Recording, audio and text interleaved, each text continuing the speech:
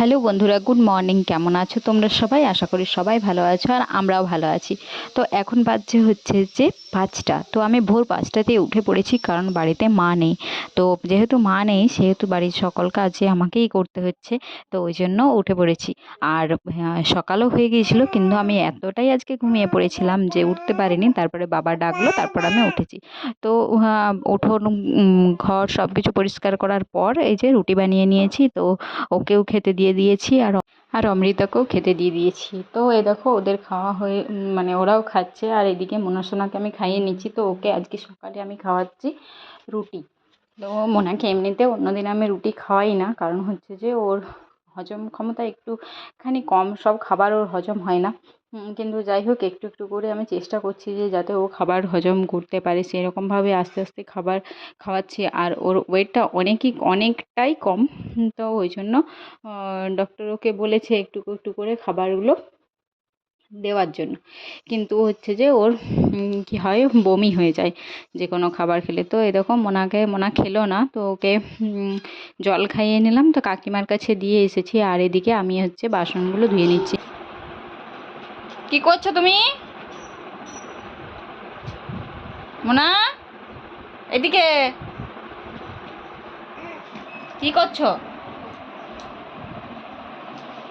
লিখছো?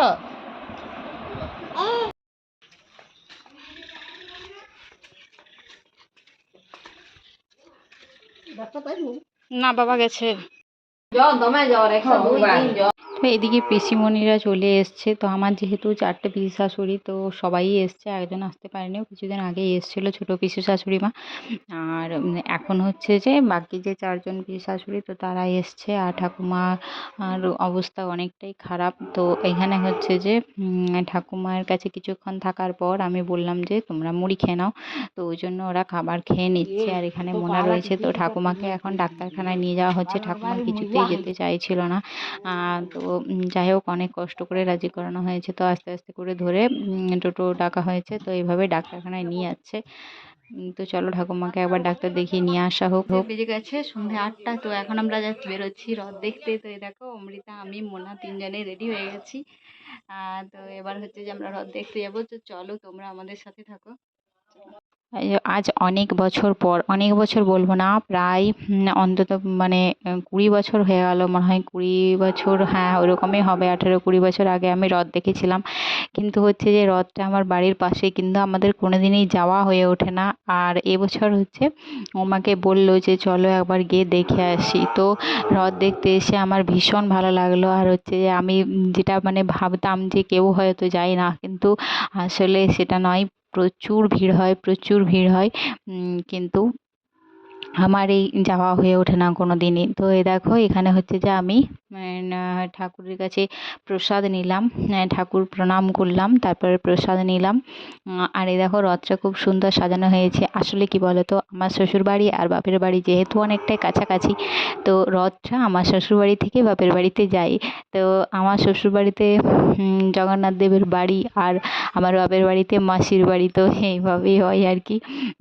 তো উল্টো রথটা যদি দেখতে চাই আমি বাপের বাড়িতে গেলে কোনো অসুবিধা নেই, ওখান থেকেই দেখতে পাবো।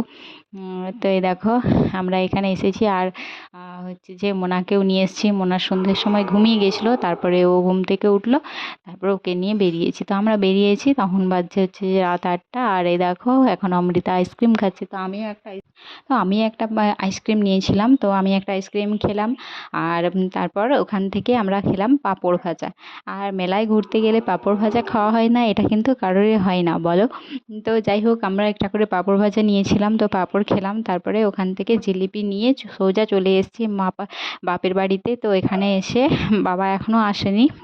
তো এই কিছুক্ষণের মধ্যে চলে আসবে। আর হচ্ছে যে এই দেখো এখানে অমৃতা শুয়ে আছে। আর এই দেখো বাবা চলেও এসছে, আর মোনাসোনা ও দিদুনের সাথে খেলা করছে। তো অনেক দিন যাওয়া হয় না, তো ভাবলাম যে ওখানেই যেহেতু গেছি, তাই একটুখানি দেখা করে যাই। তো ওখান থেকে দেখা করে আমরা চলে এসেছি বাড়ি। তো এবার হচ্ছে মোনা অমৃতা দুজনেরই ঘুম পেয়ে গেছে, তো ওদেরকে খাবার খাইয়ে ঘুম পাড়িয়ে দেবো। তোমাদের কেমন লাগলো ভিডিওটা তোমরা আমাকে অবশ্যই কমেন্টে জানিও। চলো টাটা।